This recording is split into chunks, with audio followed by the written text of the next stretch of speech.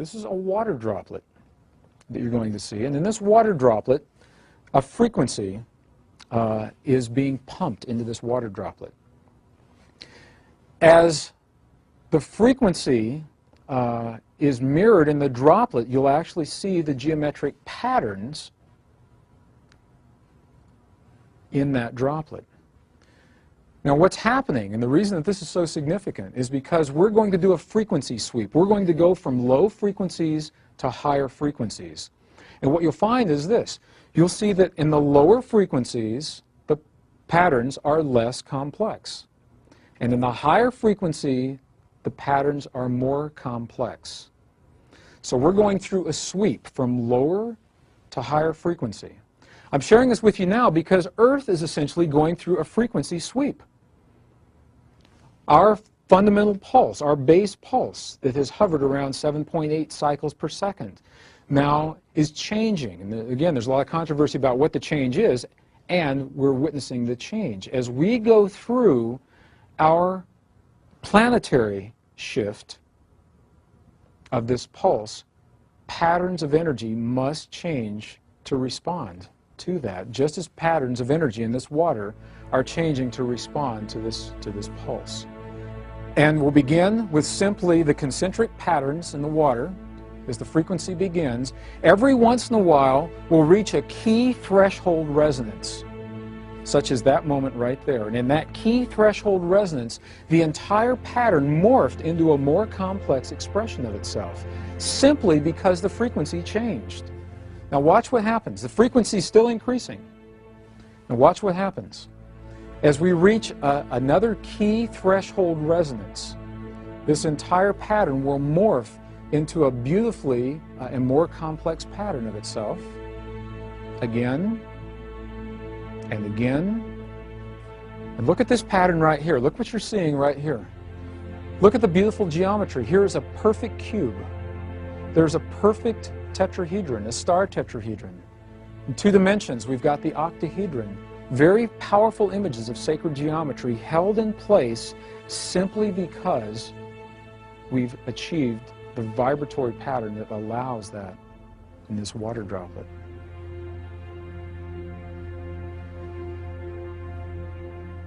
And as the vibration increases, these patterns will become more and more complex. You can see the pulse from where you are. Can you see the pulse actually in the water?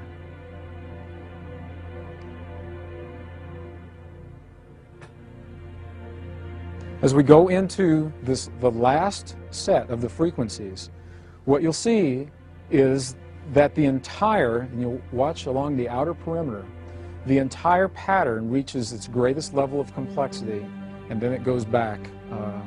As the frequencies drop, it goes back to what it was, the concentric circles, as it was originally. It almost looks alive. You know, you've been offered many times the concept that thought is vibration. Have you ever considered that emotion is vibration? Feeling is vibration.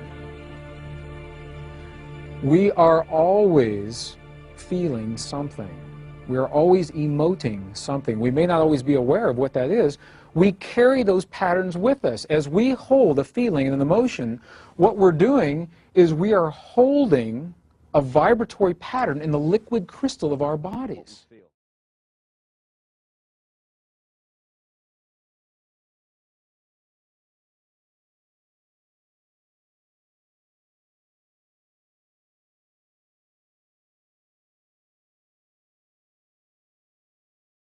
This next series of photographs are the work of Japanese researcher Mr.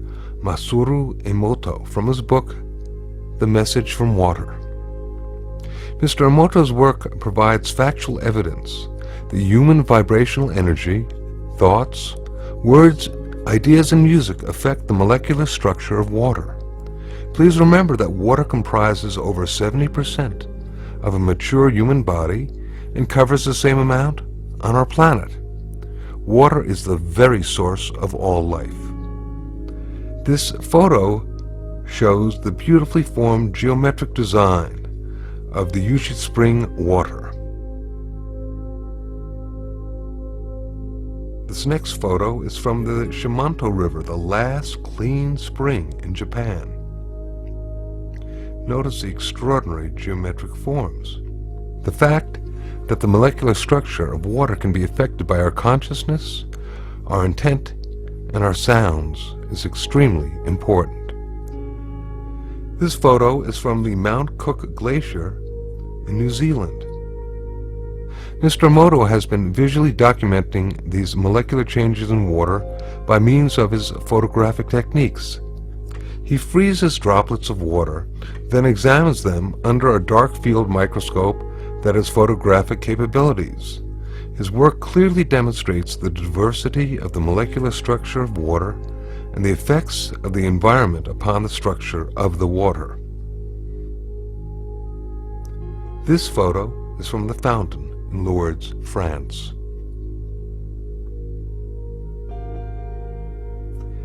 This photo is from contaminated water from the Yodo River in Japan.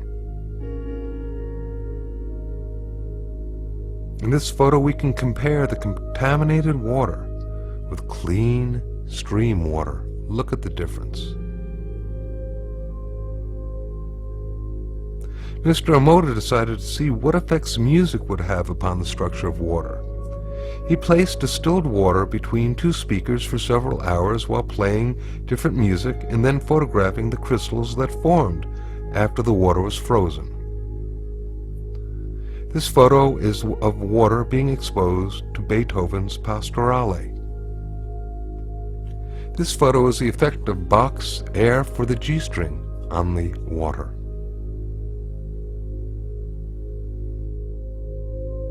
This photo is water exposed to Chopin's Farewell Song.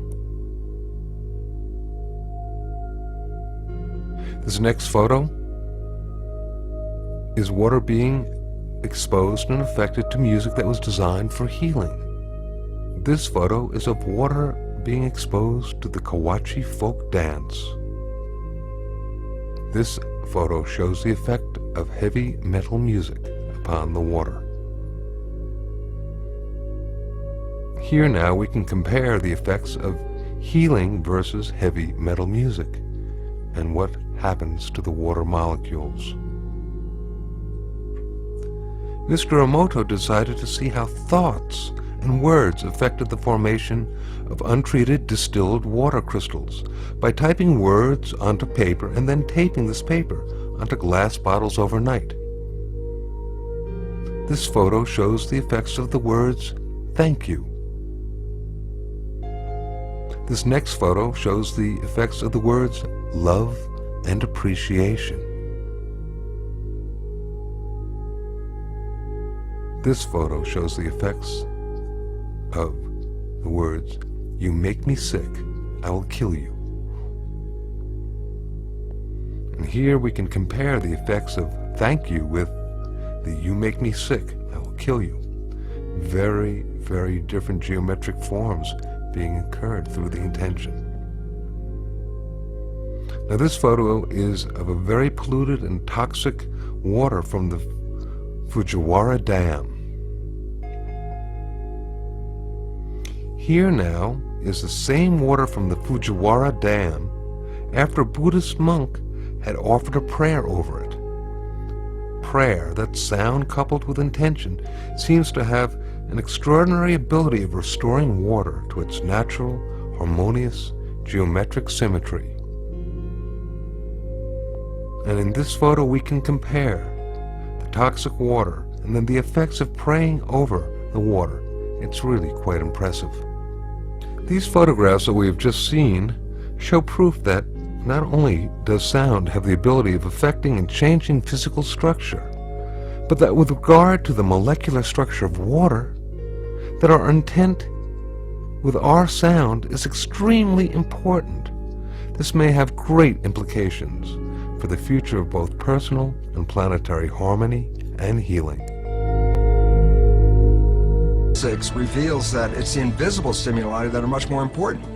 There's a simple quote by Albert Einstein that makes sense out of this, and the quote is, "The field is the sole governing agency of the particle. What Einstein meant by this very simply is the field, the invisible energy forces around us. They are the sole governing agencies of the particle, and the particle's matter. And so quantum physics says the character of matter is ultimately determined by the field. If we were ever going to interact with our bodies, if we want to heal our bodies, we want to create peace in our families or our communities, we must speak to the fields that connect all things. We must find a meaningful language, a non-verbal language that communicates with the stuff that this world is made of. The bottom line, the through line, is that they're all speaking about an experience, an inner experience that we have focused on our hearts. What the science now is showing is that those experiences extend beyond our bodies into the world around us, because the field of our heart is part of the world around us and connected with that field.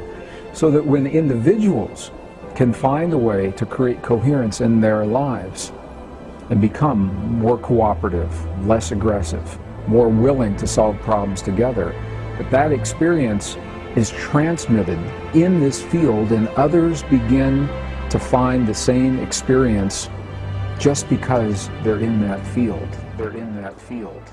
When we have a feeling in our hearts, we're creating electrical and magnetic waves inside of our bodies that extend beyond our bodies into the world around us. And what's so interesting is the research shows that those waves extend not just 1 meter or 2 meters, many, many kilometers beyond where our heart physically resides. And Keefe explains this phenomenon. September 11th deeply affected people far beyond New York and Washington. The attack sent shockwaves around the world, a global reaction that triggered a spike in a network of scientific instruments, just like a seismograph during an earthquake. Each of those showed a similar pattern of change during that day. Retired Princeton scientist Dr. Roger Nelson believes the emotional focus of millions of people on a single event like 9/11 may form a global consciousness. This chart shows a dotted line going up and down, which is the rise and fall on a daily basis of the number of people who are meditating as a group in Jerusalem. It's all on a volunteer basis. And the solid line represents progress towards peace in the war in neighboring Lebanon. And even before the benefit of statistical analysis, you can almost see from the raw data that progress towards peace, measured by reduced war deaths, reduced war injury, progress towards negotiated settlement among the rival factions, the progress towards peace goes up and down almost in lockstep with the number of people who were meditating as a group, radiating this influence of inner peace to become outer peace. When this was subject to mathematical analysis, the likelihood that this is simply due to some fluke, due to chance, is less than 1 part in 10,000, which for a social scientific experiment is extraordinary. To be able to say something with this certainty, that group meditation prevented war, that is a really remarkable finding. The likelihood that this reduction of war was again simply due to chance and not due to the meditating groups was less than 1 part in 10 million. There is far more evidence that group meditation can turn off war like a light switch than there is evidence that aspirin reduces headache pain. Aspirin reduces headache. And here we can compare the effects of thank you with the you make me sick, I will kill you. Very, very different geometric forms being incurred through the intention.